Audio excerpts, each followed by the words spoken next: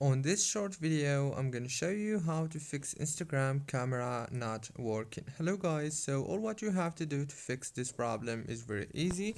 Just open the settings on your phone like this and then scroll down, go to the apps right here and then go to apps again.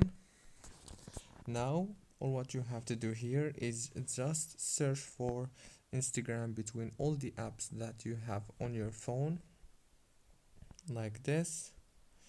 After you find it, click on it, click on the force stop option and then go to the permissions, disable the camera and enable it again. Make sure that it's enabled and also make sure to enable the storage.